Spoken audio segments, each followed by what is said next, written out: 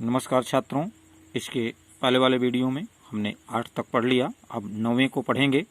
प्रस्तुत काव्यांश में महाकवि सूरदास जी उद्धव के द्वारा बताए गए मार्का और ईश्वर का भाव समझ करके, और उद्धव जी के भाव कैसे हैं उसको भी गोपिकाएं बहुत अच्छे से समझ जाती हैं, और इस बात को समझ करके अब गोपिकाएं उद्धव जी को उल्हाना देती हैं। उल्हाना माने उनको फटकारना, डांटना, ऐसे भाव अपने भाव में कह सकते हैं। यानी उनको डांटती हैं, उनको समझाती हैं कि हे उद्धव, उद्धव जाहूं तुम ही हम जाने। काहे उद्धव जी, अब आप यहाँ से जाइए, हम सभी आपको जान गए। श्याम तुम ही हाँ कौ नहीं पठयो, तुम हो बीच भुलाने। गोपिकाएं कहती हैं कि हे उद्धव जी, श्याम तुम ही हाँ कौ नहीं पठयो, कहा तुम्हें श्री कृष्ण ने, यहाँ माने यहाँ, कौ नहीं पठयो, कहा श्री कृष्ण ने तुमको यहाँ नहीं भेजे, तुम हो बीच भुलाने, तुम तो बीच में रास्ता भटक करके चले आए। क्यों? ब्रज नारिन सो योग कहत हो, कहा ब्रज की नारियों से तुम योग की बात कहते हो, बात कहत न लजाने, ऐसी बात कहते हुए तुम्हें लज्जा नहीं आई? बड़े लोग न विवेक तुम्हारे। हे उद्धव, आप बड़े लोग हो, श्रेष्ठ हो, लेकिन फिर भी आपके पास विवेक माने ज्ञान का, आपके पास ज्ञान नहीं है कि हम ब्रज की नारियों से, ब्रज के लोगों से कैसे बातें करें। ऐसे भाई आने, आप ऐसे श्रेष्ठ कैसे हुए, आपका आना कैसे हो गया? ऐसे भय आने, आप आयाने माने आना, आप इस तरह के श्रेष्ठ कैसे, अर्थात आपके अंदर का ये जो श्रेष्ठता का भाव है वो कैसे आ गया?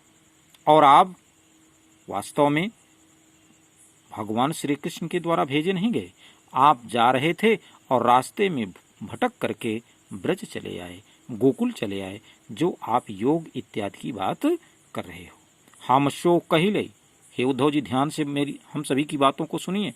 हम शो कहिले हम सही कहे, का हम सभी लोगों से आपने जो कहा उसका हम लोगों ने सहन कर लिया। जिय गुण लेहूं सयाने, कहा परंतु अपने इस गुण को, अपने इस अभिव्यक्ति को श्रेष्ठ लोगों के बीच में मत कहना।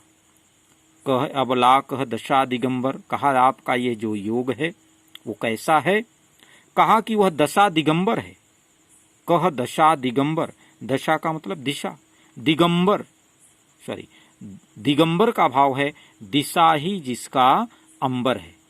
कह दशा दिगंबर, कहा आपके द्वारा ये जो बात कही जा रही है, कहा वो कैसी है? कहा कि वह उसी तरह से निर्वस्त्र है जैसे कि श्वेतांबर और दिगंबर दो जैन हमारे संप्रदायिक भाई होते हैं, जिनमें श्वेतांबर वाले तो श्वेत वस्त्र धारण करते हैं, लेकिन जो दिगंबर वाले हैं वे निर्वस्त्र रहते हैं। कहा जिनके लिए दिशा ही अंबर होता है। कहा उसी तरह से जो आपका योग है, कहा वह दिगंबर की तरह है जिसका कोई वास्तविक भाव नहीं है। और यह आपका इतना कठोर योग, और कह अबला, और कहा हम लोग अबला नारियां, बलहीन नारियां, शक्तिहीन नारियां। क्यों? क्योंकि हम लोगों की जो शक्ति थी वो क्या, किसकी थी? श्री कृष्ण की। का शक्ति श्री कृष्ण से हम लोगों को प्राप्त थी, और वही हमारी शक्ति है। वो रहे नहीं तो हम लोग तो शक्तिहीन हो गए, अबला हो गए। तो कह अबला कह दशा दिगंबर, कहा हम सभी शक्तिहीन नारियां, और कहा अत्यंत कठोर आपका यह वस्त्र विहीन योग, मष्ट करो पहचाने। मष्ट माने अच्छी तरह से इस बात को आपको पहचान करके हम लोगों से कहना चाहिए, लेकिन आपने इस विषय को अच्छे से पहचाना नहीं। साच कहो तुमको अपनी सौ, यदि साच माने सत्य रूप से कहें, अपनी सौगंध दिला करके बूझती बात निदाने। का हम सभी आप लोगों से, आपसे एक बात पूछना चाहती हैं। निदाने माने कारण, उस विषय में जाना। बूझती बात निदाने, एक बात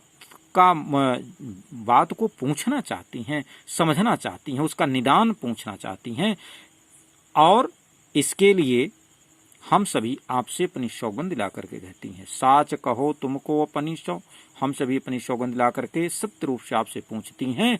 बूझती बात निदाने, हम लोग एक बात का निदान जानना चाहती हैं। बूझती माने जानना चाहती हैं। सूर श्याम जब तुम ही पठो, कहा आप बता दो इतना।